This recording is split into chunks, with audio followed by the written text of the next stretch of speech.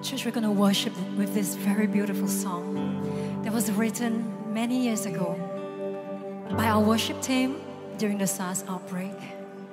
Right now, as you lift your hands in His presence, trust in Him. Amen. Trust that His perfect love will never fail you. Yes, Lord. We're going to lift our anthem of faith, 'cause you are faithful, Jesus. And we will say of you that you are our refuge, our fortress, our God.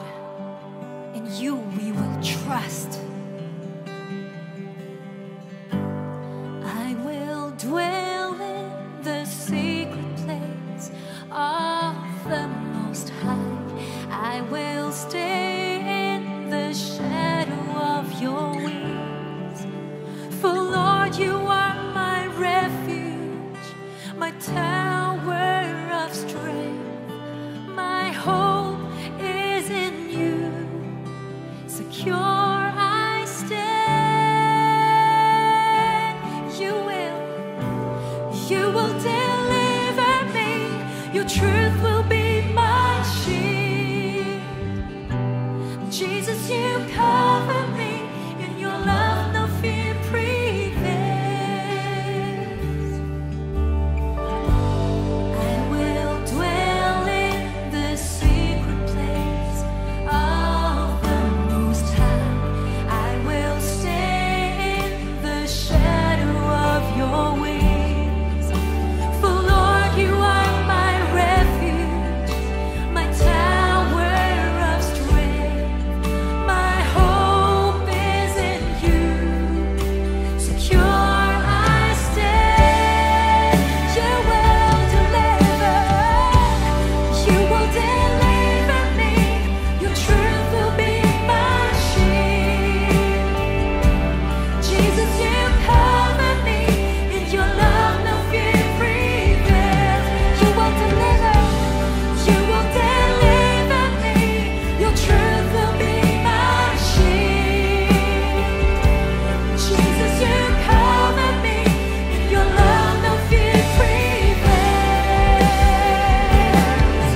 No evil, no terror, no arrow, no plague shall ever come near me.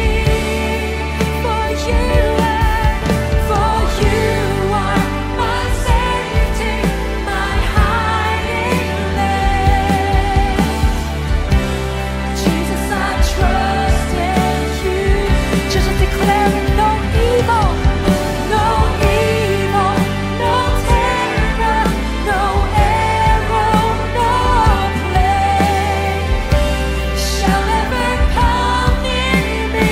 For you are my faithful God.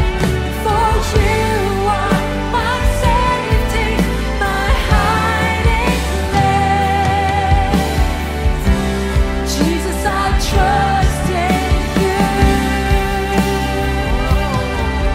I trust. Yes, Lord, because I'm cast, because I'm fierce to you, Lord.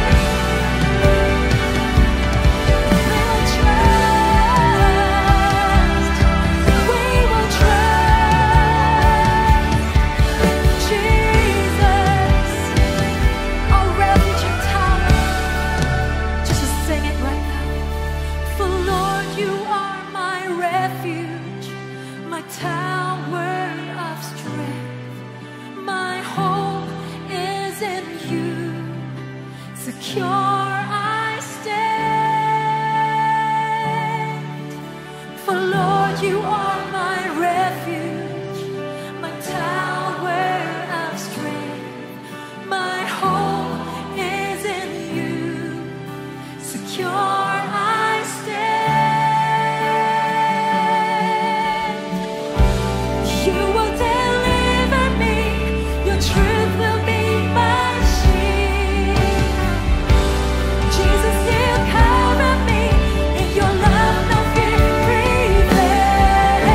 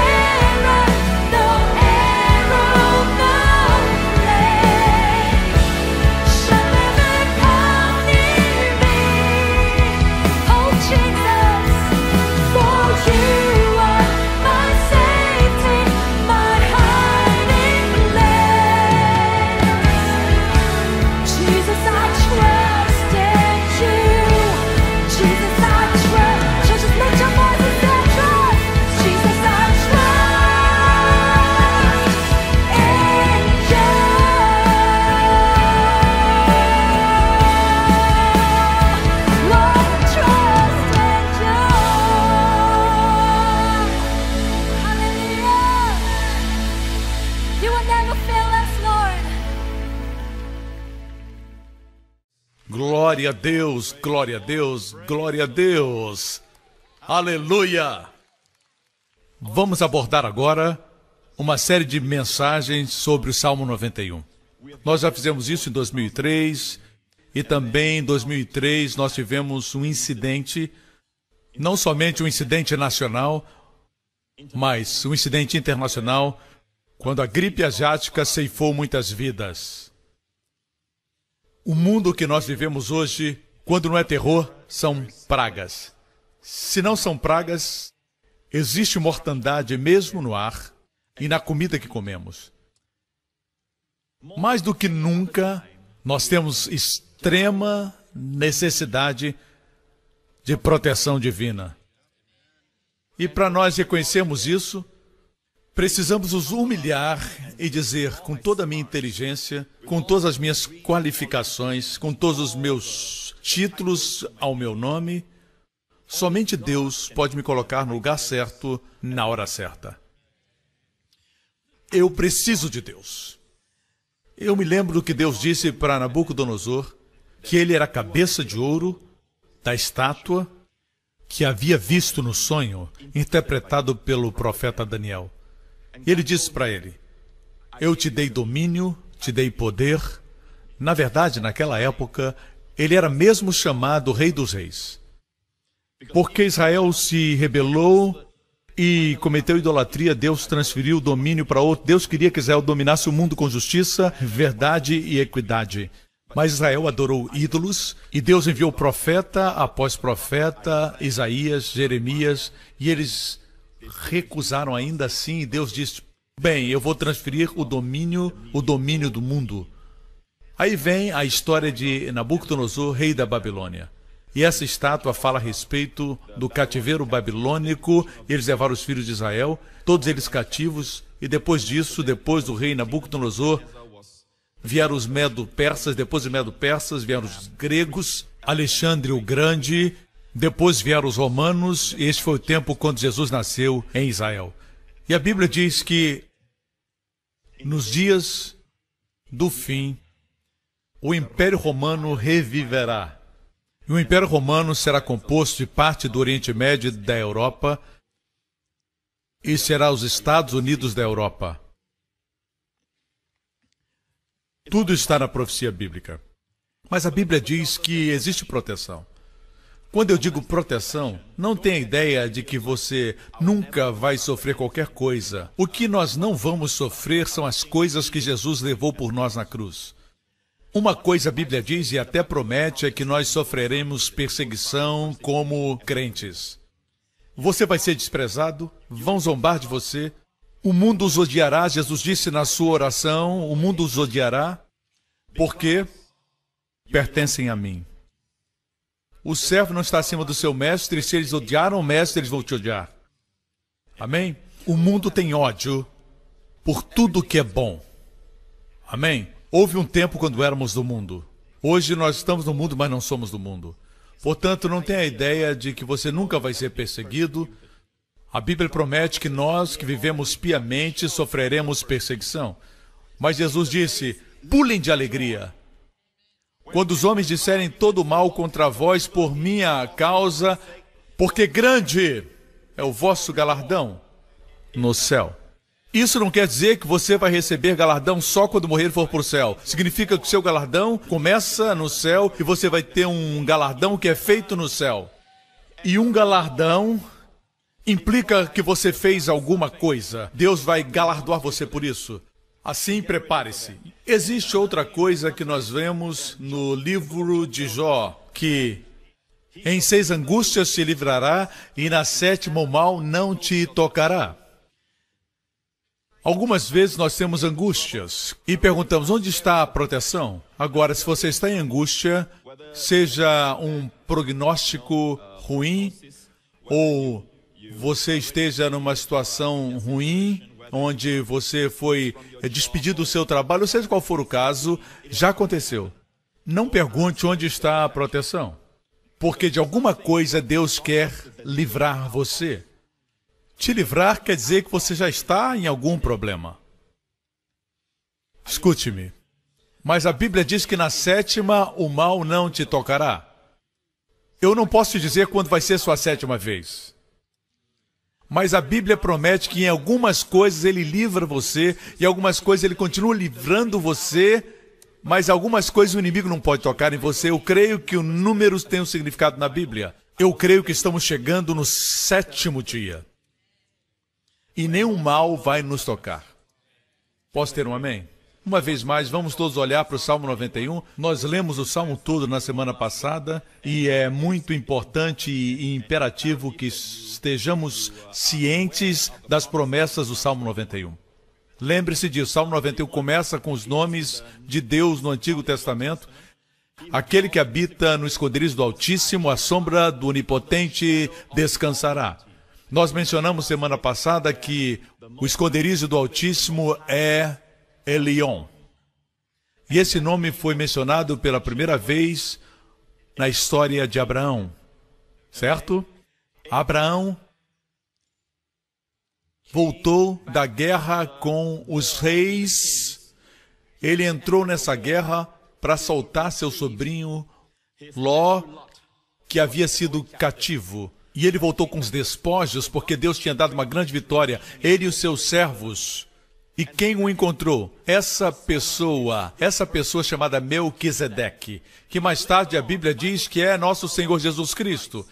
Ele não tinha pai nem mãe, não pais terrenos, e não tinha princípio nem fim, amém? Como filho de Deus. Alguém pode dizer que ele não é uma aparição pré-encarnada e é uma pessoa real. Seja qual for o caso, a Bíblia diz que esse Melquisedeque não tinha paz, não tinha início nem fim, e ele é o nosso Senhor Jesus Cristo. Deus disse a Jesus que ele era um sacerdote eterno segundo a ordem de Melquisedeque. Existe uma diferença entre o sacerdócio levítico, que somente Israel conhecia. Israel não conhecia o sacerdócio de Melquisedeque. No sacerdócio levítico, quando você obedecia, Deus te abençoava. Quando você guardava a lei, Deus a abençoava. Se você obedecia, tinha bênçãos. Se você não obedecia, tinha maldição. Quando Melquisedeque apareceu para Abraão, a sua primeira palavra foi... A primeira palavra desse sacerdote rei, porque Melquisedeque quer dizer sacerdote rei, certo? Literalmente rei de justiça, e ele era sacerdote, assim ele é rei sacerdote. E sua primeira palavra foi bendito, Bracá, bendito seja Abraão do Deus Altíssimo, e bendito o Deus Altíssimo. Ele abençoou Abraão, o crente, e depois abençoou Deus, e não existe nenhuma maldição. Assim, quando o Pai disse para Jesus, depois da sua ascensão, tu és sacerdote eterno, segundo a ordem de Melquisedeque, significava bênçãos e nenhuma maldição. Posso ter um amém? A Bíblia diz que Abraão respondeu, na verdade, deixe-me dizer que Melquisedeque, nas suas mãos, tinha pão e vinho. Ele trouxe o pão e o vinho. E por que isso é importante? Porque essa é a primeira vez que Elion aparece. Bendito seja Abraão, do Deus Altíssimo, de El Elion. Todas as vezes que qualquer coisa é mencionada pela primeira vez na Bíblia, isso é muito importante, muito mais o nome de Deus. Assim, a primeira vez que El Elion é mencionado tem a ver com a Santa Ceia, com reis, sacerdotes do Novo Testamento, com Abraão, um crente na fé. Isso é redundante, crente na fé, mas se você é crente, você tem fé, amém? O que estou dizendo é que todos nós somos do novo concerto. E então... ele trouxe pão e vinho, a ceia do Senhor. Isso é saúde. Então Abraão respondeu com o dízimo. Isso é riqueza. Ninguém mandou ele dizimar. Isso foi 400 anos antes dos mandamentos terem sido dados e dos outros mandamentos que também incluem o dízimo na lei. Mas esse episódio aconteceu antes da lei, mas ele conhecia o dízimo. Isso tem a ver com o nome El Elion. O que estou dizendo é que o esconderijo do Altíssimo, o Senhor me disse, vejamos o próximo versículo, a sombra do Onipotente, a palavra aqui é Shaddai. E Shaddai foi mencionado pela primeira vez para Abraão também, quando ele tinha 99 anos. Quando ele apareceu e disse, eu sou o Deus Todo-Poderoso. Em hebraico, El Todo-Poderoso. El é Todo-Poderoso. Todo-Poderoso, que aqui é Shaddai. Amém? Todo-Poderoso Deus, aquele que supre tudo, aquele que dá tudo, aquele que tem todos os recursos. Amém? El Shaddai, quando ele tinha 99 anos, E essa é a razão porque Deus apareceu para ele finalmente como El Shaddai. Depois de 13 anos, ele tentou produzir resultados pela lei, por Agar. Abrão sabia que Deus era poderoso, mas não sabia que ele era todo-poderoso. Deus esperou até que ele não pudesse mais produzir. Quanto a gerar filhos, então Deus disse, você conhece o poderoso, agora você vai conhecer o todo-poderoso. A primeira menção é na vida de Abrão. Assim o Senhor me disse que a primeira menção do Altíssimo e a primeira menção do Shaddai, e Deus disse o que está no meio. Assim, a primeira vez que o Elion é mencionado, nós temos Gênesis 14.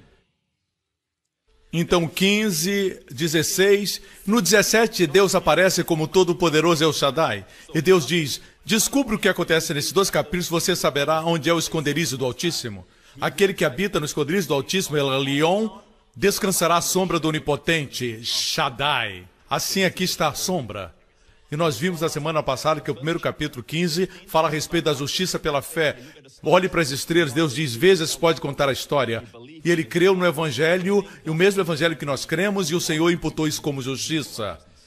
Assim, esse foi o capítulo 15. No capítulo 16 é a história de Agar. Amém? Lembra da história de Agar? Ela é uma figura do concerto do Monte Sinai. Em outras palavras, depois de ser justificado pela fé, lide com Agar. Não existe como a sua serva ser aquela que cria o seu filho. Sua esposa deve ser aquela que cria o seu filho. Nós não precisamos que a lei crie o nosso filho. O menino precisa de uma mamãe. Nós não precisamos que a serva cuide do marido. Posso ter um amém? Assim, igreja, muitos crentes ficam estagnados no capítulo 15. Eles não chegam ao El Shaddai ainda. Agora existe uma discussão muito grande a respeito da lei que foi resolvida no Conselho de Jerusalém em Atos 15. Foi resolvido há 2000 anos atrás e alguém quer reabrir o caso e as pessoas perguntam, nós estamos ainda sob a lei? Leia o livro de Gálatas. Amém? Assim, aqui estamos nós. Foi só para recapitular o que nós aprendemos. Hoje nós vamos mais adiante. Eu direi do Senhor, o Senhor aqui é Javé. Nós falamos em Javé na semana passada. Ele é meu refúgio, a minha fortaleza, o meu Elohim. Ele é meu Elohim e nele eu confiarei. Eu confiarei, batak, confiar. Verso 3. Porque ele te livrará do laço do passarinheiro. Muito interessante. Laço do passarinheiro é uma armadilha para o passarinho. E nós somos comparados a passarinhos.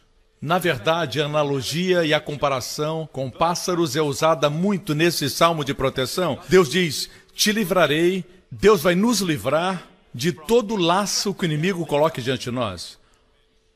Posso ter um amém? É por isso que se alguma coisa é atraente por ela mesma, ou se alguma coisa é muito bonita, você não precisa de um laço. Você precisa de uma armadilha quando você quer distrair alguém para que essa pessoa não veja que existe alguma coisa que vai cair sobre ela e prendê-la, como um laço. Você entende? Assim o diabo está aí para prender. Por isso temos que ter compaixão das pessoas que foram laçadas. Não queremos ferir quem já está ferido. Somos cristãos. Quando alguém cai em pecado, tem gente que diz, ah, você está ferido? Um problema a menos. Não, eles foram pegos na armadilha. Você lembra quando era você? Temos que ter compaixão com aqueles que foram presos pelo laço do passarinheiro. Assim, ele te livrará. Ele te livrará da peste perniciosa. Perniciosa, calamidade perigosa. Não viva a vida com medo. O inimigo quer que você ponha o seu foco naquilo que é mal. Veja, milhares e milhares de aviões aterrissaram bem ontem. E hoje mais milhares e milhares vão aterrissar bem, sem problemas. Mas quando alguma coisa acontece, o inimigo quer que você coloque atenção e ele diz, podia ter sido você. Você me escuta? Eu tenho uma palavra para pessoas assim. Você se lembra que no início desse ano eu orei esse salmo sobre você? Por que fiz isso? Todos os anos, quando eu tenho o tema do ano, eu não oro o Salmo 91. Mas quando eu comecei a pregar meu primeiro sermão desse ano, eu orei sobre você o Salmo 91. E eu pedi para você focalizar em Israel. Você se lembra disso? Quando eu proclamei o ano da glória maior. Talvez você diga, pastor, mas Israel sempre teve problemas, mas nunca como agora. Se eu tivesse pedido isso no ano passado, não se aplicaria bem, porque Israel no ano passado teve um ano de relativa paz. O ano antes também foi de paz. O ano antes também foi de paz. Mas eu mencionei pela primeira vez especificamente, vamos ver esse segmento. Uma outra coisa que eu quero que você saiba é que este ano você deve olhar para Israel. Olhe para Israel como nenhum outro ano antes. Olhe para Israel. Olhe o que acontecerá em Israel. Coisas grandes. Eu não vejo este ano, e eu não quero desencorajar você, mas eu estou vendo nesse próximo ano um ano com muito caos. Muitos problemas este ano. Vocês sabem que eu prego fé. Correto? Você sabe que não é comum para mim dizer coisas desse tipo, mas eu vi algumas coisas no Espírito. É isso que eu sempre faço, eu gasto tempo com o Senhor para o tema do ano, e quando eu vejo essas coisas, eu tenho que ser honesto e dizer o que eu vi.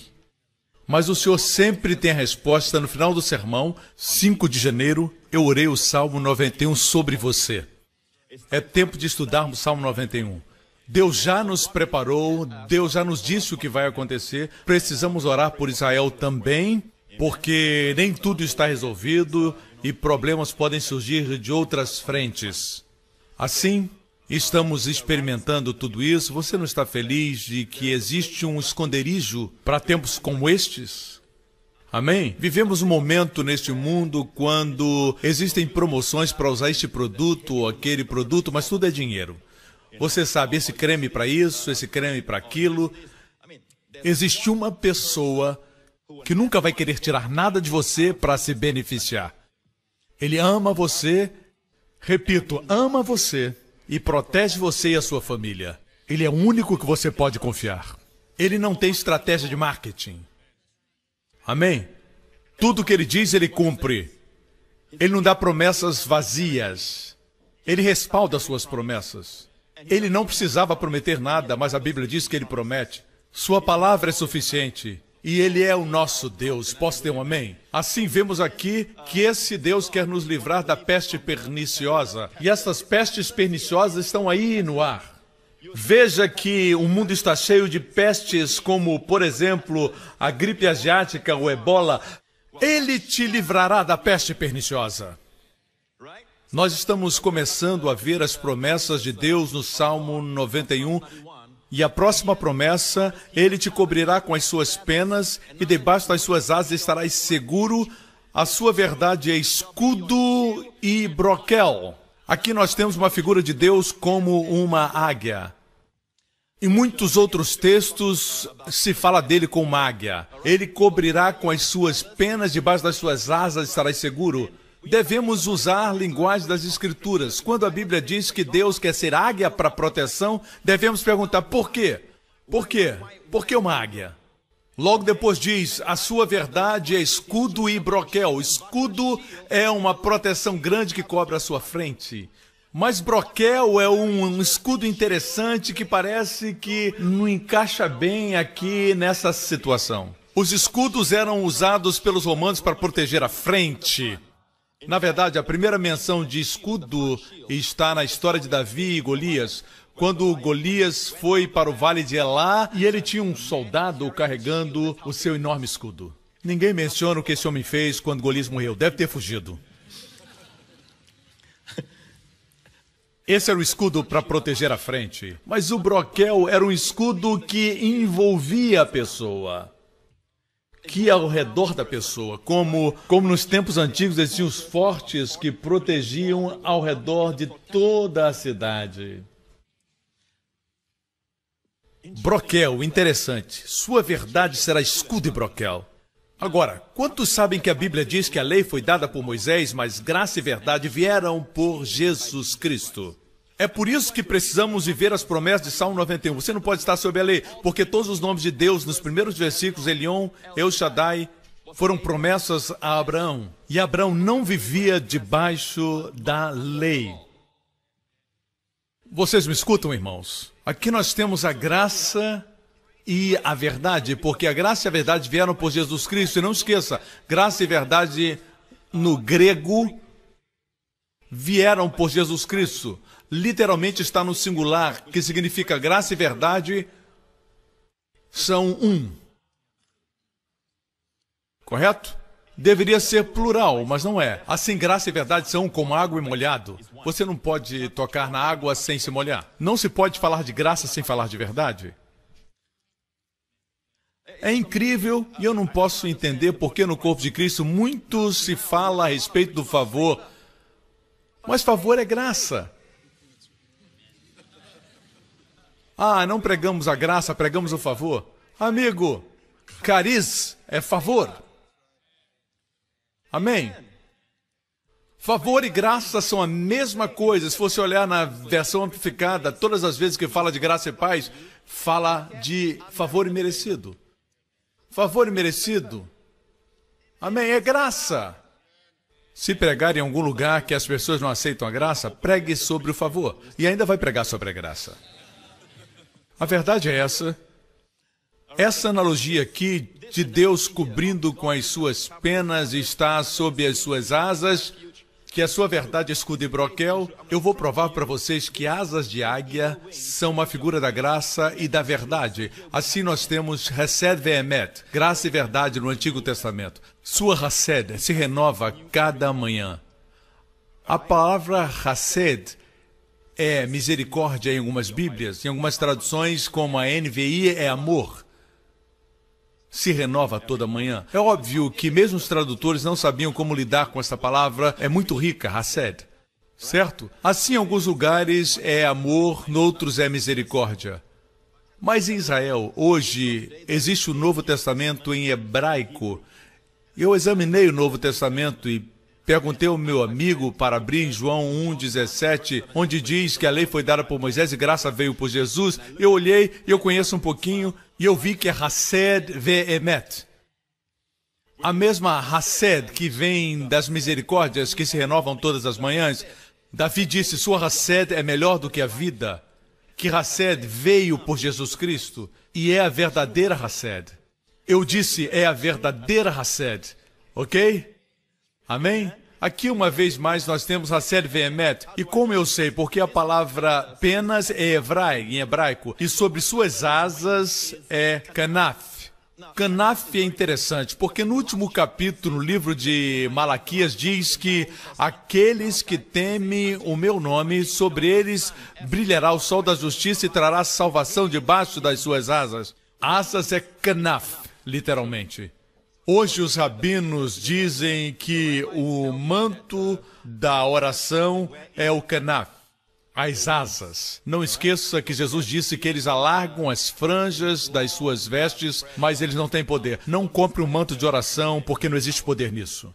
E é isso que significava quando aquela mulher veio a Jesus e o tocou, porque ela sabia que o Messias é o Filho da Justiça, e quando a justiça fosse pregada, revelaria o Filho, e então as pessoas seriam curadas e receberiam. Assim, Evrá é penas, Kanaf é asas. Nós temos uma referência em que os dois estão presentes, Deuteronômio 32. Em Deuteronômio 32, temos o Cântico de Moisés. Moisés ia passar para estar com o Senhor. Israel entraria, depois da sua peregrinação, entraria na terra prometida através do rio Jordão, e Deus disse para Moisés, vou te dar um cântico, eu quero que o povo cante essa canção, nos dias que virão e nas gerações e gerações, e se alguma coisa acontecer com eles, eles cantarão essa canção e vão se lembrar de mim. Era um cântico para Israel. E parte da letra diz isso, como a águia desperta o seu ninho, se move sobre os seus filhos, estende as suas asas. Asa aqui é kanaf. Toma-os e os leva sobre as suas asas, ou penas, que é Evrá. Aqui nós temos duas referências e um versículo. Aqui está falando de como Deus os tirou do Egito. Os tirou com asas de águia. Quando preparava esta mensagem, o Senhor me disse para dizer a vocês que Ele ainda nos carrega em asas de águia, quando eles voam.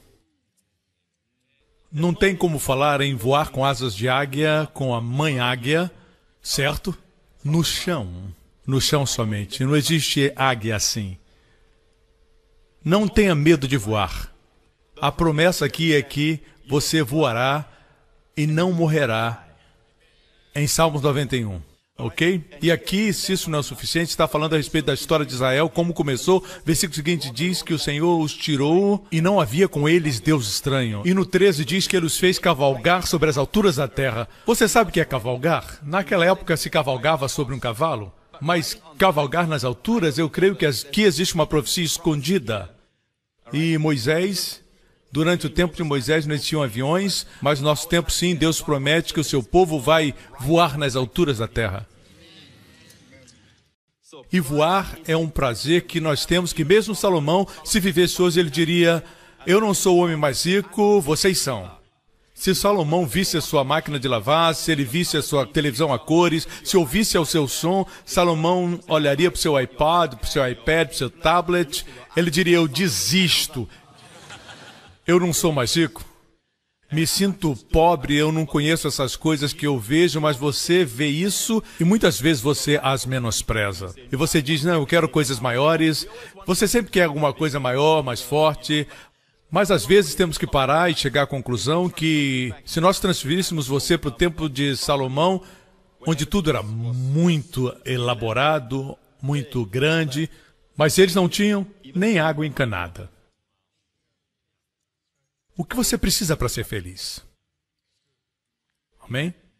Eu não estou falando com vocês. Eu estou falando com Singapura. Parem de reclamar. Comece a viver, comece a aproveitar a vida. Aleluia. Estou falando com o mundo. Amém? Em algum momento temos que parar de reclamar dos nossos filhos e começar a curti-los. Corrigi-los, sim. Mas corrigi-los é como retirar dinheiro do banco. Para cada retirada na máquina, você tem menos e menos. Deposite mais. Depósito é bom. Depósito é curti-los mais. Dizendo boas palavras, os encorajando. E quando chega a hora de retirar, nós retiramos como pais. Não é tão difícil. Você não fica sem crédito. Correto? Este é um lindo cântico. Veja isso. Eu vou provar para você que as asas de águia são a graça. Em Êxodo 19... Êxodo 19, você sabe que Êxodo 19 vem antes de Êxodo 20? Que revelação! Em Êxodo 20 encontramos os 10 mandamentos. É aí que encontramos os 10 mandamentos. Amém? Onde você encontra os 10 mandamentos? Agora, Êxodo 19, Deus os trouxe, eles vieram do Egito algumas semanas antes, e Deus os trouxe para o Monte Sinai, e Deus os disse... Correto? Deus chamou Moisés da montanha e Deus disse: é isso que dirás aos filhos de Israel. Vós tendes visto o que fiz aos egípcios, como vos levei sobre asas de águia e vos trouxe a mim. Deus queria que eles continuassem na aliança com Abraão. Deus os trouxe não porque eles eram bons, mas porque Ele é bom. Deus não abriu o mar vermelho porque eles eram fiéis, mas porque Ele era fiel.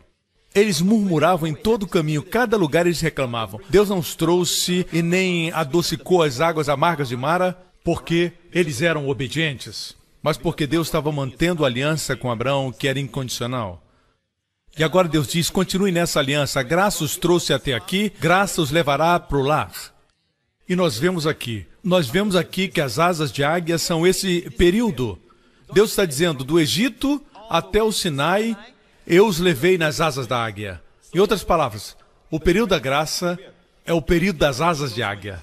Em outras palavras, quando eu estou sob a graça, eu caminho muito mais rápido. Eu progrido muito mais rápido. Amém? Eu cresço muito mais rápido. Minhas bênçãos me ajudam, facilitam as coisas e as coisas são mais rápidas. Se você estudar cuidadosamente a jornada do Egito ao Monte Sinai, era impossível chegarem lá em 50 dias. Impossível. Sem chance nenhuma. Mesmo caminhando. Mas a Bíblia diz que as suas pernas não incharam. durante os 40 anos. Agora estou falando desse período, Egito até o Sinai. Em outras palavras, eles não percebiam, mas caminhavam, e subitamente mais montanhas tinham sido passadas. Era uma caminhada sobrenatural. É como estar nas asas das águias. Assim Deus vai carregar você em asas de águias. Vocês me escutam? Você está feliz por isso? Amém? Esse é o período da graça. E a ideia aqui é trazer você para mim mesmo. A forma como Deus nos traz para Ele mesmo é que Ele revela-se a si mesmo em toda a sua bondade, em toda a sua beleza. Isso é lindo. Ele foi o primeiro a entrar na arca de Noé. Ele foi e disse, entra na arca, tu e a tua família. Está seguro, entra com a tua família. E depois das águas baixarem, ele disse, saiam da arca. Ele foi o primeiro a entrar e o último a sair. E eu sempre digo que o herói faz assim. Ele é o primeiro a entrar e o último a sair, tendo certeza que estão todos seguros. Isso foi literalmente o que aconteceu quando os filhos de Israel deixaram o Egito. Tudo isso aconteceu antes do Sinai. O Mar Vermelho se abriu antes do Sinai. As águas de Mara foram adocicadas antes do Sinai. O maná caiu antes do Sinai. A água saiu da rocha em Refidim a primeira vez antes do Sinai. A batalha contra os amalequitas e seus inimigos foi outra história. Mas Deus os deu a vitória. Esse é o período de pura graça. Quando os inimigos vieram contra eles, seja através de um desastre natural ou outra forma, Deus lhes dava uma provisão. Você acha que eles eram perfeitos? De forma alguma. Eles reclamavam, eles estavam murmurando o tempo todo. Murmurar é pecado. Mas Deus disse, eu os levei asas de águias contra todos os seus inimigos, contra toda falta, todas as necessidades. Não é Deus bom? Mas deixe-me dizer que o Espírito de pura graça está conosco agora permanentemente. A Bíblia diz que a lei veio em Romanos capítulo 5, a lei veio para que a ofensa abundasse. Estude a palavra, a lei veio, literalmente para Sogom. Para é lugar. Veio para o lugar. Nunca foi a agenda de Deus. A agenda de Deus era graça. A lei veio não para nos fazer justos, mas para que a ofensa abundasse. Para que o homem se visse como pecador.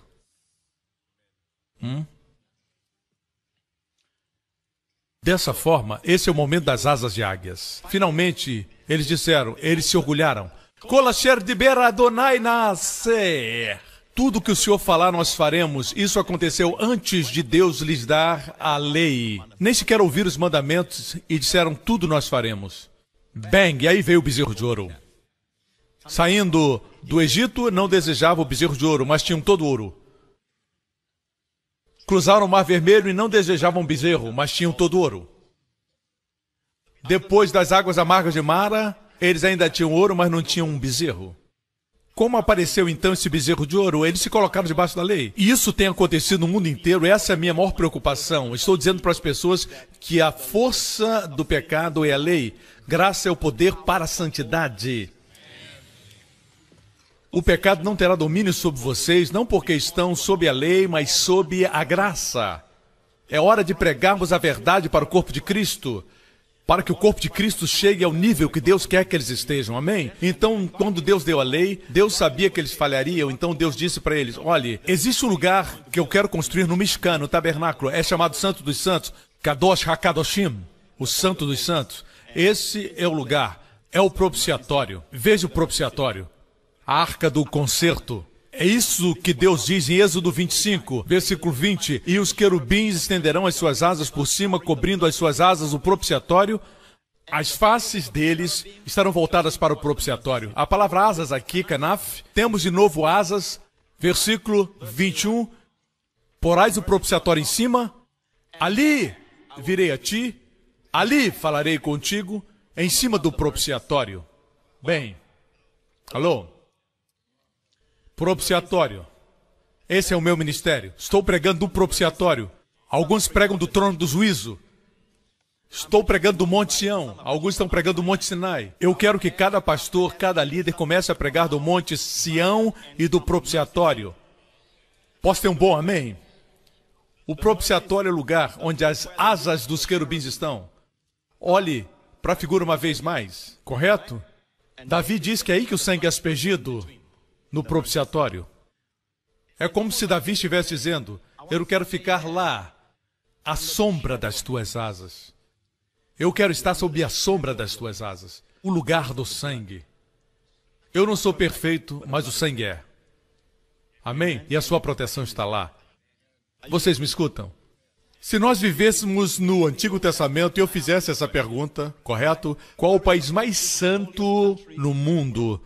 Você diria no Antigo Testamento Israel. Eu perguntaria de todas as cidades em Israel, qual é a mais santa? Você diria Jerusalém.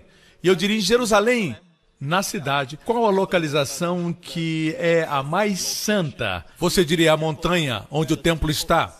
E se eu dissesse das partes do templo, qual o lugar mais santo? Qual o mais santo de todos? O Santo dos Santos.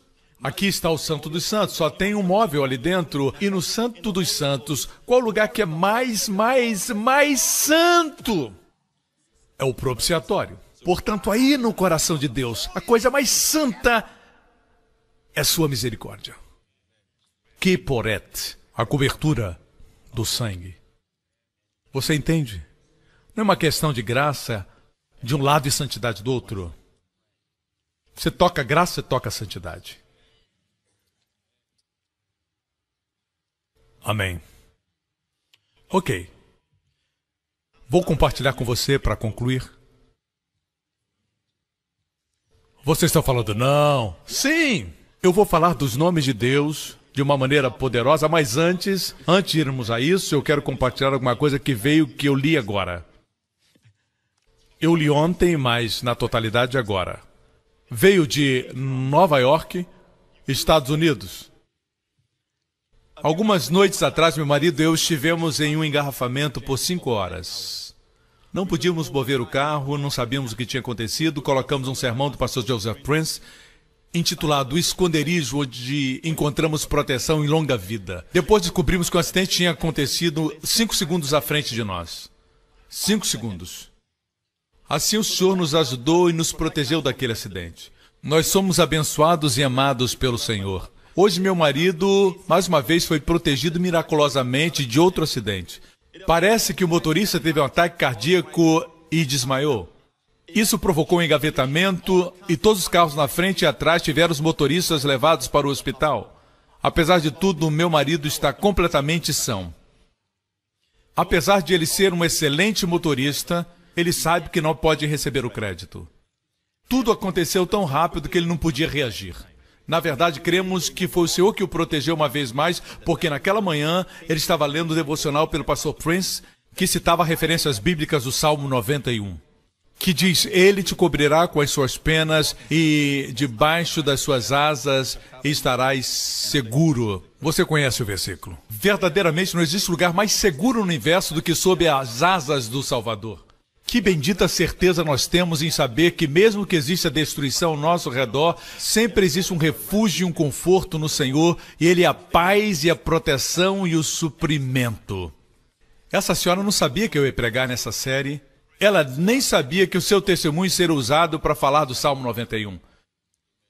Eu contei semana passada a respeito da irmã que estava no hotel Ritz, em Jakarta.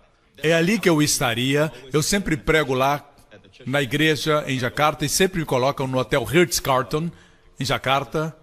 E em 2009, ou 8, ou 7, não sei, aconteceu um ataque terrorista. Ele entrou no restaurante na hora do café da manhã e se detonou. Era um suicida. E uma das mães que estavam ali, ela estava lá naquele momento e ela estava exatamente atrás da coluna quando explodiu a bomba. E ela estava declarando o Salmo 91. E ela me escreveu que ela tem o costume de, quando se levanta pela manhã, ela reivindica o Salmo 91. Isso é que é estar no lugar certo, literalmente na hora certa.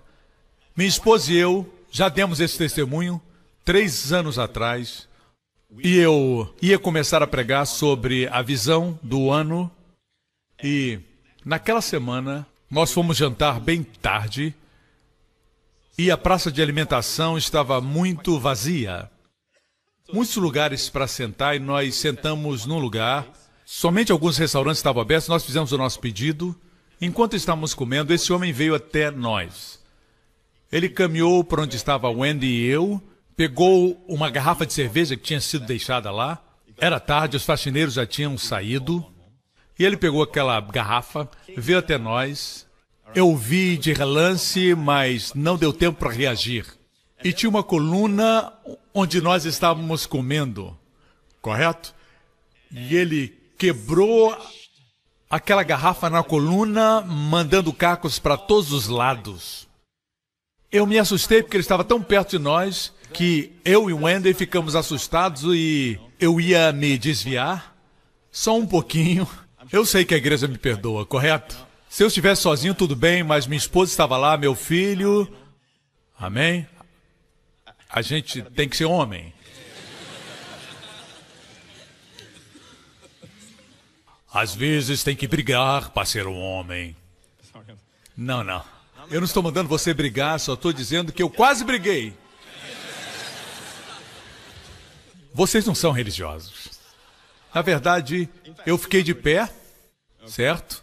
E o sujeito olhou para mim, caminhou rapidamente e eu não pude pegá-lo. Cacos para todos os lados, eu pensei que o Wendy tinha sido atingido ou eu tinha sido atingido. Eu não percebi por causa da adrenalina. Eu estava tentando ir atrás dele, mas estava preocupado com ela. Eu olhei, tinha cacos para todos os lados, mas então percebemos que ao nosso redor existia quase, e o Wendy é testemunha, quase que um círculo. Os vidros pararam. Como se existisse um círculo, dizendo, daqui não passa. E talvez você se lembre que eu compartilhei o tema do ano 3 anos atrás. Esse foi um dos testemunhos.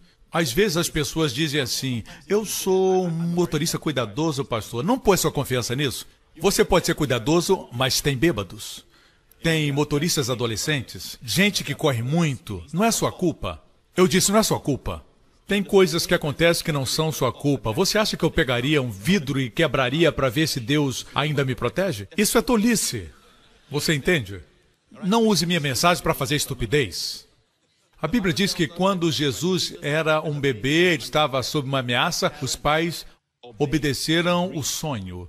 O sonho dizia, leve o bebê para o Egito. Assim eles trouxeram Jesus para Alexandria, no Egito. Eu creio que foi Alexandria. Assim foi lá que eles ficaram até que Herodes morreu. Isso é sabedoria. Eu acredito que o Senhor protegeria o menino Jesus. Mas isso é sabedoria para não chamar a atenção.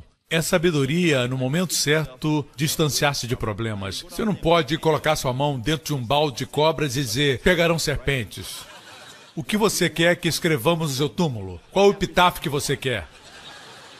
Estava errado. Certo?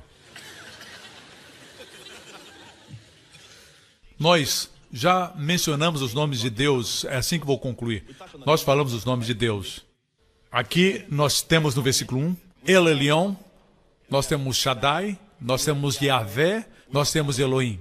Todos esses nomes são muito importantes porque quando Deus apareceu a Moisés, Deus disse, quando eu apareci a Abraão, Isaac e Jacó, pelo meu nome, Javé, eu não fui conhecido deles.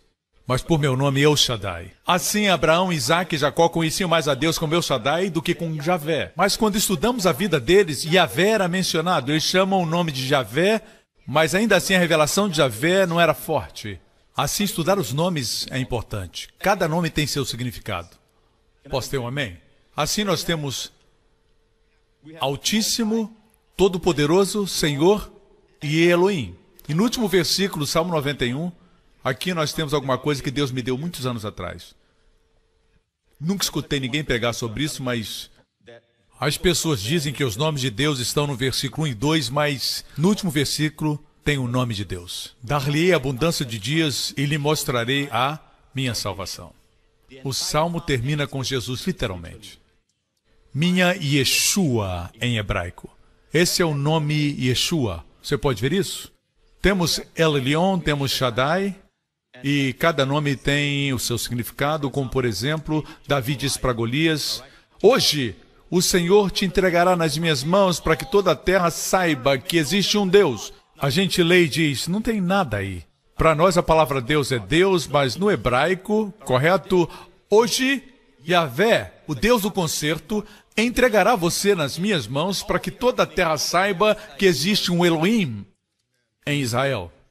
Existia uma mão de proteção sobre eles, apesar de não conhecerem Deus mais. De certa forma, não era o seu povo, eram pelo concerto, mas não o conheciam. A história de Esther é assim. O nome de Deus não é mencionado na história de Esther, nenhuma vez. O nome de Deus não é mencionado na história. Mas ele trabalhava por detrás das cenas. Deus não podia se apresentar, porque eles viviam no período de Lo-Amim, não eram seu povo. Por causa da idolatria, eles foram levados cativos. A história acontece na Pérsia, que hoje é o Irã. Eles foram levados cativos por causa da idolatria.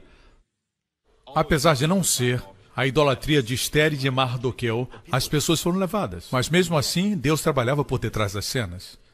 Um dia desses, eu vou ensinar como o nome de Deus aparece em acróstico nos eventos maiores da vida de Esther. Correto? Assim, o nome de Deus é importante. Nós temos Yeshua, o nome de Jesus. Mas nunca esqueça que existe um nome mais que Jesus veio revelar. Isso é muito importante. Da mesma forma que aprendemos no Salmo 91, todas as escrituras do Antigo Testamento devem ser trazidas para o novo concerto.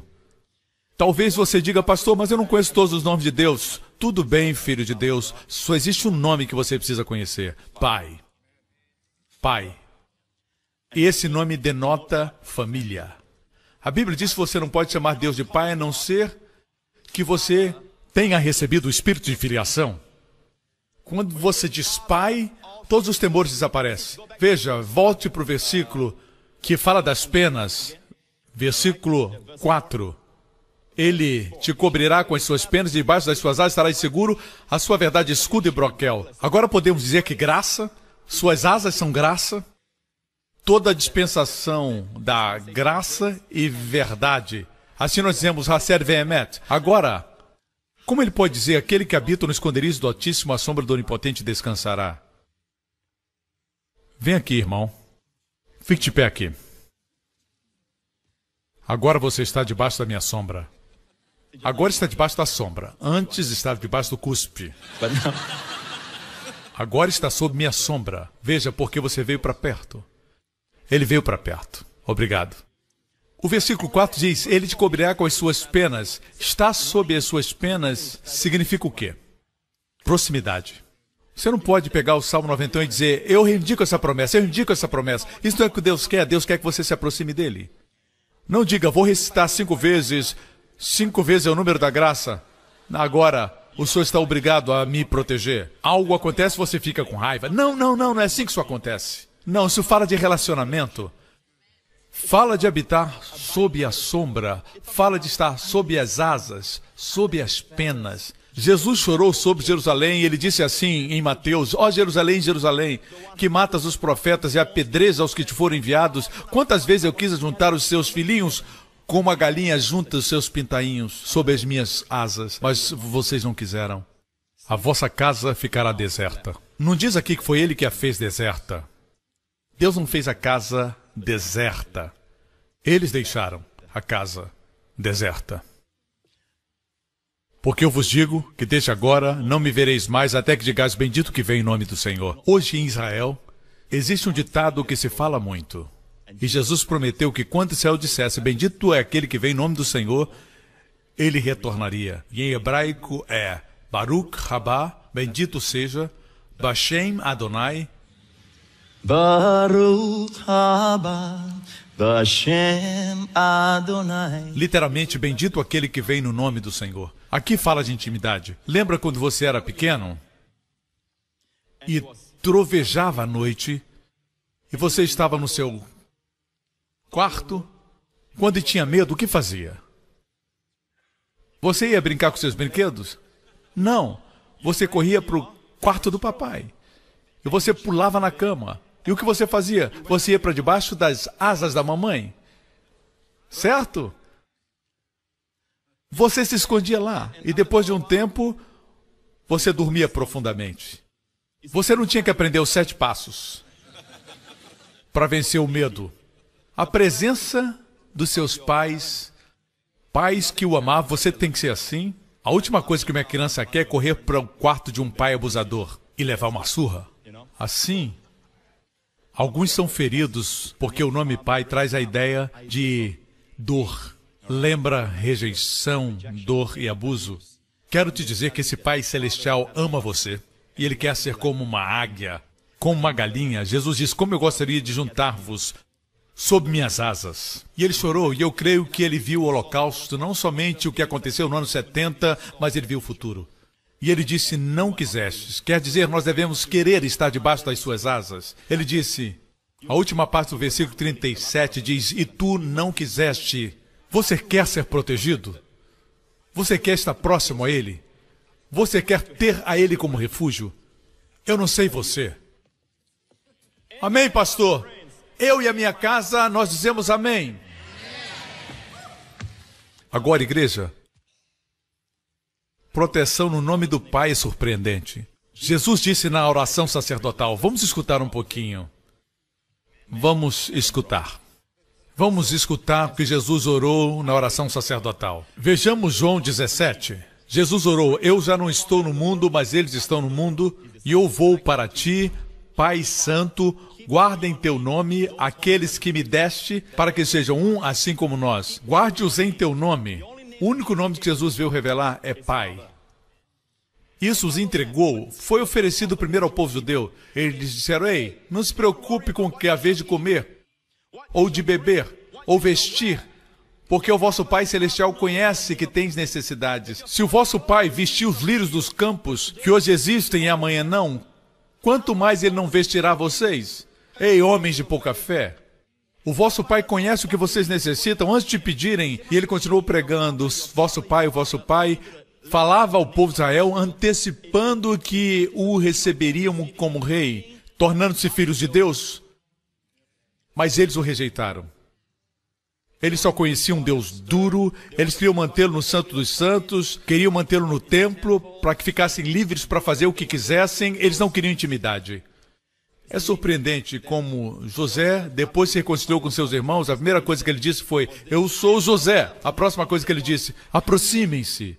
Esses são os irmãos que o traíram, o rejeitaram, causaram anos de dor, certo? Aproximem-se. Colocarei vocês na terra, os pequeninos, os animais, tudo que vocês têm na terra de Gozém. Olhe para a palavra Gozém, tudo tem um significado na Bíblia. Olhe para Gozém. Gozém significa aproximação. Gozém. E nesse lugar eu vou dar a provisão. Aproxime-se de Deus. Antes de você entrar num avião, tire um momento e diga, Pai, estamos embarcando juntos. Pai, eu sou seu filho. Eu não sei como fazer.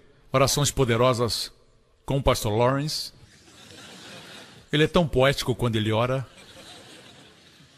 Eu não sei cantar com Bob Fitts. Se você não sabe, Bob Fitts para mim é um dos melhores líderes de louvor que nós temos.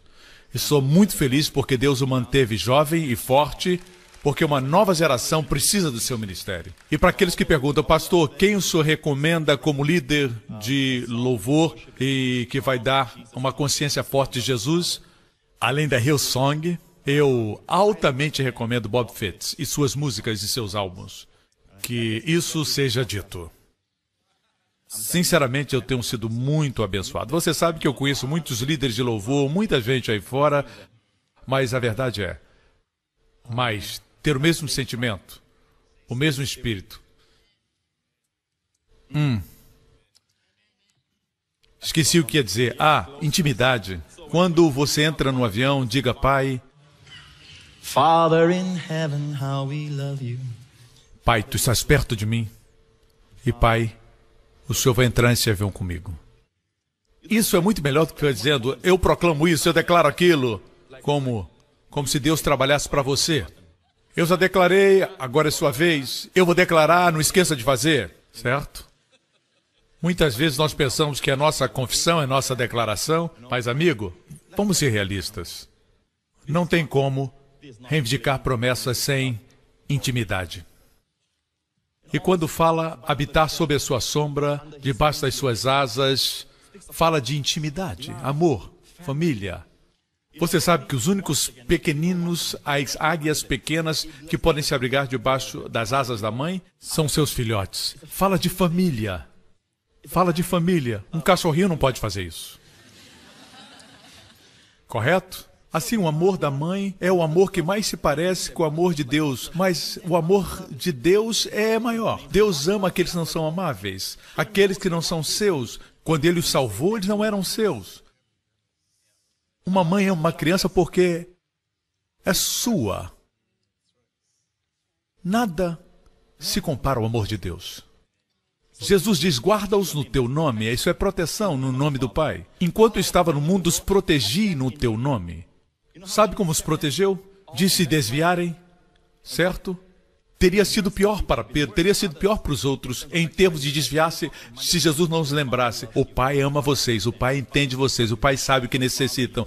Assim que os guardou, pastores e líderes, é assim que devemos guardar o povo? Seu Pai, Pai Celestial.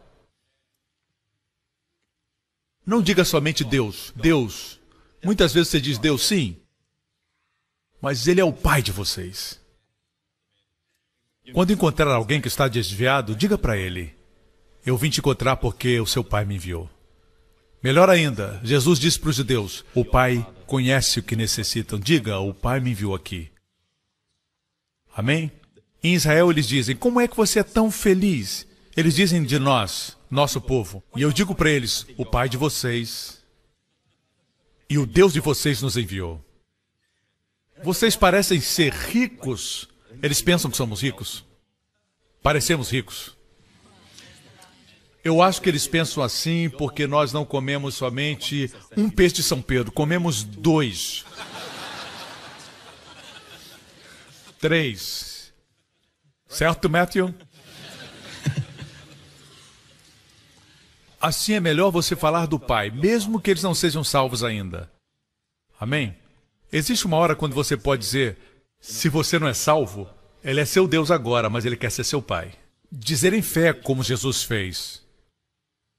Durante o tempo de Jesus dos Evangelhos, ninguém era nascido de novo. Assim Ele orou por Israel e Ele dizia, nosso Pai. Ele orava, nosso Pai que está nos céus. E ninguém podia dizer, meu Pai. Depois que foram salvos, podiam dizer, meu Pai. Você entende? Se torna individual. O espírito da filiação. Vamos descer. Não peço que os tires do mundo, mas que os livres do mal. Outra tradução diz, do mal que está no mundo. Não são do mundo, como eu do mundo não sou.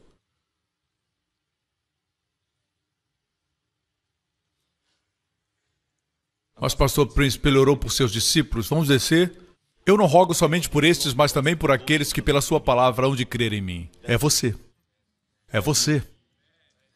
Ele não orou somente por eles, mas por aqueles que creriam. Isso é você, diga amém. Certo? E finalmente o Senhor quer que nós tenhamos o amor do Pai. O amor do Pai. E termina com esses 2 versículos. Pai justo, o mundo não te conheceu, mas eu te conheci. E estes conheceram que tu me enviaste a mim. Não espere que o mundo entenda seu relacionamento com o Pai. E eu lhes fiz conhecer o teu nome. Qual nome? Qual nome? Pai. E o farei conhecer mais, para que o amor com que me tens amado esteja neles e eu neles esteja. Lindo. Lindo. Gênesis 22. E aconteceu depois dessas coisas que tentou Deus a Abraão e disse, Abraão, e ele disse, Hineni, eis-me aqui, em hebraico, Hineni, eis-me aqui. E disse, toma agora o teu filho, o teu único filho, Isaque, a quem amas, e vai-te à terra de Moriá, e oferece-o ali em holocausto sobre uma das montanhas que eu te direi. Pega o teu filho, teu único filho, Isaque, a quem amas. Pense bem, Abraão tinha 2 filhos, o outro era Ismael. Por que Deus disse teu único filho? Porque Deus se referia ao seu filho, seu único filho, o filho que amava. Nós sabemos que Deus não queria sacrifício humano. Era um teste, uma demonstração visual que seria lida por todas as gerações para que elas vissem o amor de Deus. Porque, amigo, essa é a primeira vez na Bíblia que a palavra amor, ahav, é mencionada. A primeira menção está aqui. E essa primeira menção fala a respeito do amor do Pai pelo Filho. O amor do Pai pelo Filho. Olha aqui, amigo. Jesus disse, ninguém conhece o Pai, exceto o Filho, e aquele a quem o Filho revelar. Eu quero que o Filho revele o Pai para mim. Assim, a primeira menção do amor na Bíblia é o amor do Pai pelo Filho. A segunda menção está... Aqui é Gênesis 22, a segunda menção está em Gênesis 24. Gênesis 24 é o maior capítulo em Gênesis. Por quê? É a história de um servo buscando uma noiva para o filho de Abraão. E essa história tem durado 2000 anos. Deus está preparando uma noiva para o seu filho. É uma noiva maravilhosa. É a história de Rebeca em Gênesis 24. A história de Rebeca é a história da igreja. Quando o servo a viu, ele disse, você quer me seguir para casar com um homem que você nunca viu? E ela disse sim, essa é a nossa jornada. E da sua bolsa ele tirou todo o ouro, braceletes de ouro, são os dons do Espírito Santo, o dom da fé, a operação de milagres, curas. Ele colocou ouro no seu nariz, naqueles dias era uma decoração linda. Nariz é discernimento, a palavra do conhecimento, a palavra da sabedoria. Finalmente, ela trouxe as suas madrinhas com ela. Elas viajaram dias e dias antes de chegarem. Essa é a nossa jornada hoje, igreja. E finalmente, quando ela viu Isaac, a Bíblia diz que ela desceu do camelo, mas os rabinos judeus dizem que ela caiu do camelo nos braços de Isaac. É isso que vai acontecer. A igreja vai ficar maravilhada quando enxergar o noivo. Não haverá mais enfermidade, nem doenças, nem pobreza, nem morte, nem separação, nem velhice, nem tédio e nem dormir mais quando o pastor está pregando. Não vai ter mais, não vai ter mais. Não vai ter mais. O capítulo mais longo, eu creio que ao redor da fogueira, todas as noites quando paravam, elas e suas madrinhas ouviam o servo de Abraão falar a respeito de Isaac. Como Abraão levou Isaac para Moriá e toda a história. E ela se apaixonou por alguém que ela nunca havia visto. Tell me the story of Jesus. Quem é esse servo? He's the Holy Spirit who's come to glorify the Son. Tell me the story of Jesus. E essa é a história de Gênesis 24. Agora estou em Gênesis 22. Assim, 2 capítulos antes de procurar por uma noiva, Deus diz, leva o teu filho, o filho que amas. A primeira menção de amor é o amor do pai pelo filho. A segunda menção de amor é do filho do noivo por sua noiva. Isaac amou a Rebeca. Rivka, como se diz em hebraico. Isaac amou a Rebeca. Yitzhak, ahev, Rivka, amou Rebeca. Veja a história, você a conhece, eu não vou detalhar. Deus diz, toma o teu filho, teu único filho, o filho que amas. Aqui parece que Deus força a barra. Ele não diz somente pega o teu filho Isaac, mas o filho, o único filho, o filho que amas. Deus sabia que seria difícil para Abraão, mas ele era um homem de fé e o ofereceu no Monte Moriá. Vamos continuar.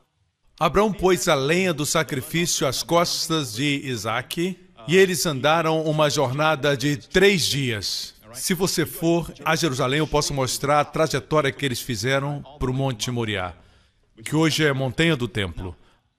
A Bíblia diz que tinham 2 homens que seguiam no jumento com a lenha e Abraão diz, fiquem aqui, eu e o menino vamos adorar. É a primeira menção de adorar em português. Em hebraico, é a segunda vez que aparece. A adoração envolve a cruz. Envolve a redenção. Quando Jesus falou sobre a adoração com a mulher no poço, ele disse a ela que o Pai busca adoradores. Oh, o Pai está procurando. O Pai procura por adoradores. É isso que o Filho disse. E ele é o Filho que Deus ama. Você nunca vai entender como Deus ama você até que você entenda como Deus ama o Filho, porque Ele entregou o seu Filho por você. E eles foram. Abraão pôs a lenha do sacrifício às costas de Isaac, pegou no silex para o fogo e no cutelo e prosseguiram juntos.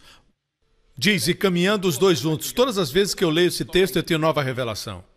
Ontem eu estava lendo e caminhavam os dois juntos. Essa é a história de Jesus. Ele pegou a lenha e colocou sobre Isaac. Esse era o madeiro que Jesus carregou e ele caiu com a cruz. No filme A Paixão de Cristo, nós vemos a mãe, mas quando eu leio isso, é o pai que está lá. Os dois caminharam juntos. Filho, só um pouquinho mais, filho. Lembre-se que ele ainda era pai, não era ainda Deus. Mas na cruz, quando ele se tornou pecado, aí existia uma distância, ele era Deus. Aqui ainda era o pai, eu creio que foi o pai que o ajudou. E disse, vamos, filho, vamos.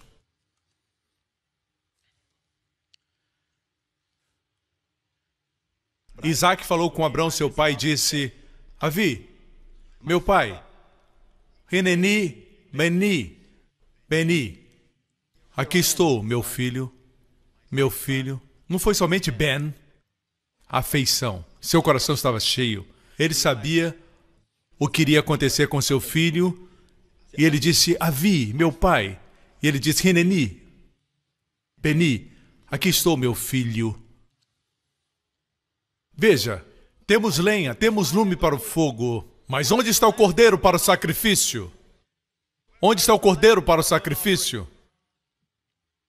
E Abraão respondeu, meu filho, Beni, Deus proverá para si o cordeiro para o sacrifício. Assim caminharam, ambos juntos. Eu já li muitas vezes, a Bíblia é incrível. Quantas vezes você lê uma passagem e, bem, você vê uma coisa que nunca viu? No caminho para a cruz, o Pai sofreu tanto quanto Jesus. Mas tinha que ser feito. A resposta que deu não era uma resposta. Não existe identidade aqui. Deus iria prover o cordeiro. Ninguém sabe quem é o cordeiro. O filho perguntou, onde está o cordeiro? E o pai disse, Deus proverá um cordeiro para si. Finalmente, no Novo Testamento, João disse, quando Jesus caminhou e se aproximou dele, ele disse, eis, veja, eis o Cordeiro de Deus que tira o pecado do mundo. Esse é o Cordeiro, Isaac. Esse é aquele que você tipifica. Assim caminharam ambos. Imagine o filho carregando a lenha, assim como Jesus carregou a cruz para sua própria execução. Instrumento de morte, o filho carregou a lenha e colocou lá. Deve ter sido difícil para Abraão. Provavelmente ele cobriu os olhos do menino e quando ele ia enfiar a faca, Deus disse, Abraão, Abraão. Ele disse, sim, Senhor, não estendas a tua mão sobre o moço. Agora eu sei que tu temes a Deus, porque não negaste o teu filho, o teu único filho. Veja, como nós sabemos que Deus nos ama? Porque Ele não poupou seu filho, seu único filho, por mim, por nós. A única diferença é essa. Deus poupou o filho de Abraão. Deus poupou aquele velho da dor de perder seu filho. Mas Deus não poupou seu próprio coração disso. Ninguém saberá quanto custou esse amor.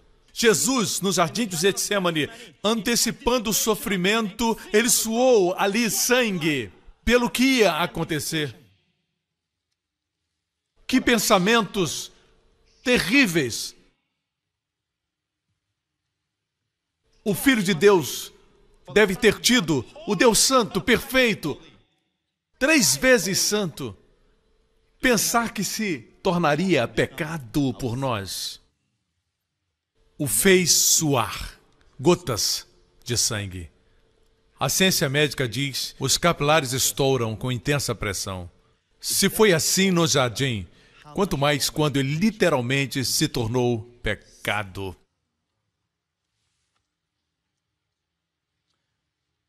E ele disse, olha para trás de você. E ele olhou, e eis um carneiro atrás dele, travado pelas suas pontas num mato. E Abraão tomou um carneiro e ofereceu em holocausto em lugar do seu filho. Deus poupou Abraão, mas não poupou a si mesmo. Eu estava lendo isso, e eu sempre pensei que a razão por que o cordeiro estava preso, e é verdade, é porque Deus queria uma oferta sem mancha e sem qualquer machucado.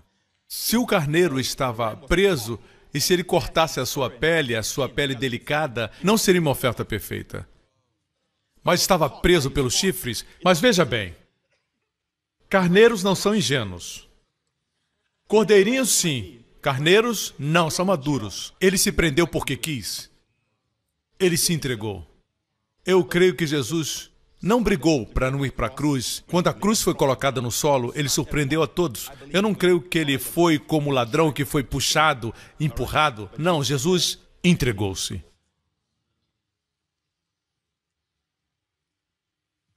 E a palavra mato, o léxico de Gesínio define que mato aqui é galhos entrelaçados.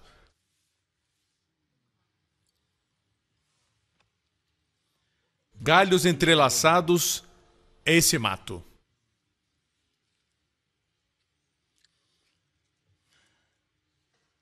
Você sabe como termina a história, certo? Quem desceu da montanha? Pai e filho. Eu estou seguro que ele abraçava seu filho, caminhavam lado a lado. Veja como a história termina. E a história termina assim. Então Abraão tornou a seus moços, levantaram-se e foram juntos. Espere. Abraão retornou para os seus moços e Isaque? Não é mencionado. Na mente de Deus, somente Abraão voltou. A oferta foi feita. É uma figura de Jesus Cristo sendo oferecido. É por isso que Jesus disse aos fariseus, Abraão viu meu dia e se alegrou. Você não tem nem 50 anos, eles disseram para ele. Você viu Abraão? Não é que eu tenha visto Abraão. Abraão me viu. Vamos deixar claro, quem é o maior? Você viu Abraão? Não. Abraão me viu. Abraão viu meu dia e se alegrou, porque antes de Abraão existir, eu sou. Em outras palavras, quando Abraão olhou para trás, ele não viu somente o carneiro, ele viu o Calvário, uma das maiores montanhas do Monte Moriá. É por isso que Deus tinha essa demonstração visual do que ele faria para salvar o homem de toda a sua impureza. E a propósito, isso se deu depois dessas coisas que anunciaram a Abraão, dizendo, eis que também Milca deu filhos a Naor, teu irmão. Por que o capítulo termina com o irmão de Abraão tendo um filho? E assim que o capítulo termina, você sabe por quê? Continue lendo. Não está aqui. Está 5 versículos depois. Melhor, 4 versículos. E diz que Naor gerou Betuel, seu filho. Betuel gerou Rebeca, a noiva de Isaque. Em outras palavras, Abraão desceu como se Isaque não tivesse descido, mas na verdade Isaque desceu na história. Mas aos olhos do Espírito Santo estava a cruz de Jesus Cristo. E o foco no final do capítulo é na igreja. Sem a cruz, não existe igreja. E a igreja não é um prédio cheio de vitrais. E a igreja é a organização mais poderosa, a mais abençoada, a mais bem-sucedida do universo inteiro. E Deus sonhou com ela. Vamos convidar os músicos a entrarem agora. Você vai experimentar o amor do Pai. Se possível, ninguém se movimente agora. Depois eu volto e vou abençoar você e orar o Salmo 91 sobre você e sobre sua família essa semana. Vamos experimentar o amor do Pai novamente.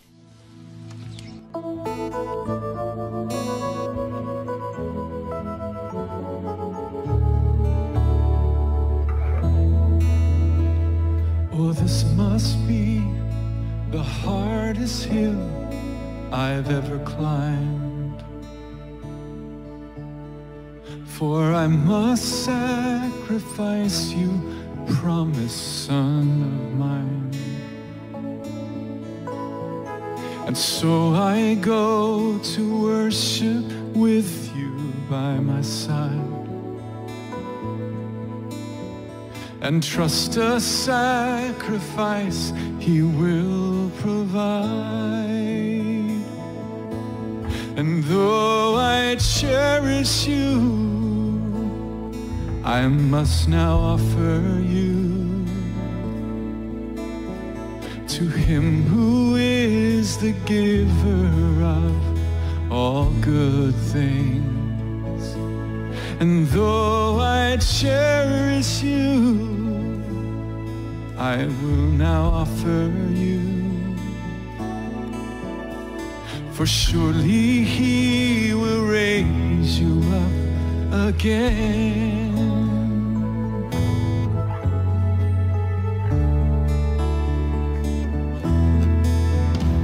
Here on this altar, Father, I lay all my dreams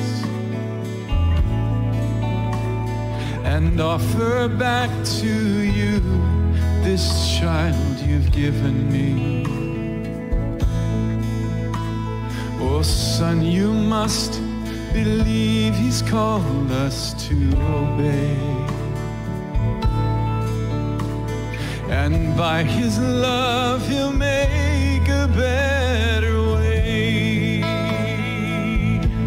And though I cherish you, I must now offer you to Him who is the giver of every good thing. And though I cherish you, I will now offer you. For surely He will raise you up again. Oh, Abraham, oh, Abraham, now that I know you fear my name, withhold your hand. Oh, Abraham, oh, faithful man, your only son, he's not the one. Behold a ram, behold the lamb, yeah. It must have been the hardest thing He'd ever done, when God the Father sacrificed His only Son, the one that He most cherished gave His life away. And by His love He made a better way. And so I cherish you, and so I honor you. For truly you're the giver of all good things. And so I cherish you, and so I honor you. Your sacrifice, He's now the King of Kings, Jehovah Jireh, has provided the sacrifice of love no man could ever pay. And what He requires of you and me, even the hardest things. Your blood, oh Christ, your sacrifice gives me strength to obey.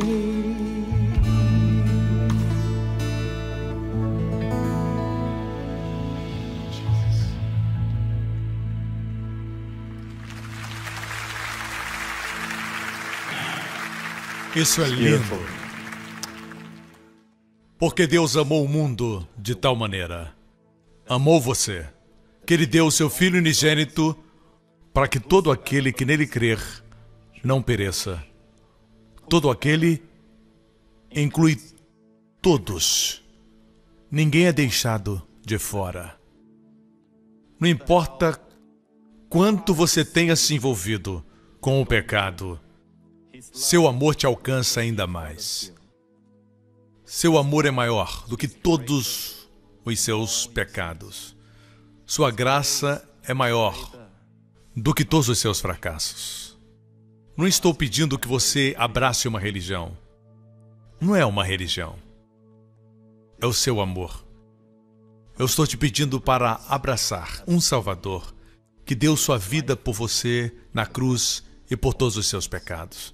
Eu te peço que abrace um Pai que ama você, mesmo antes que você o conhecesse. E se esse é você, onde você está, faça essa oração do seu coração agora.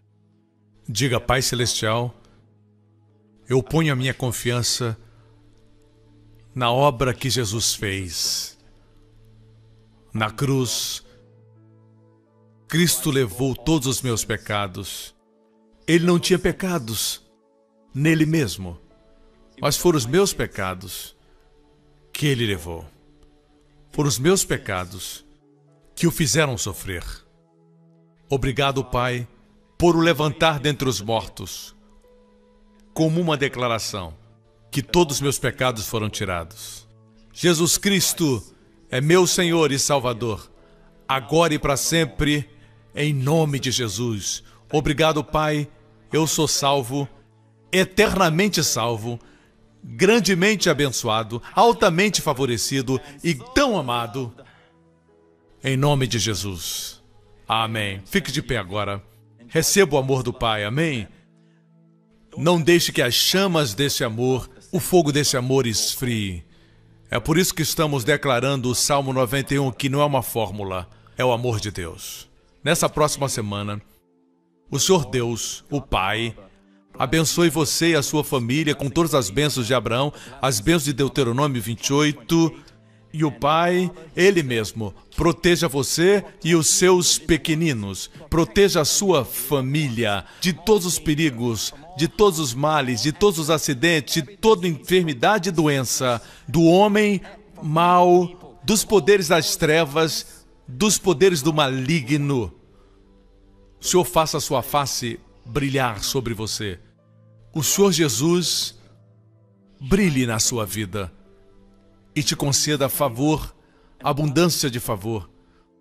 Que o Senhor, o Espírito Santo, levante a sua face sobre você e seus amados durante esta semana e lhe conceda sua shalom, bem-estar, saúde e plenitude. No nome do Senhor Jesus Cristo, e todos digam amém. Aleluia. Deus abençoe a igreja. Lembre que você não sai daqui sozinho. O Pai está com você. Deus o abençoe. Obrigado por sintonizar no programa de hoje. Esperamos que tenha sido uma bênção para a sua vida. Para mais informações sobre o programa da Igreja New Creation, acesse o site ncctv.org.sg. Lá você poderá se inscrever para receber um devocional diário do pastor Joseph Prince. Seja incentivado e fortalecido todos os dias e saiba o quanto Deus lhe ama através desses devocionais. Acreditamos que seu dízimo pertence à igreja que você frequenta e oramos para que você seja grandemente abençoado, altamente favorecido e profundamente amado.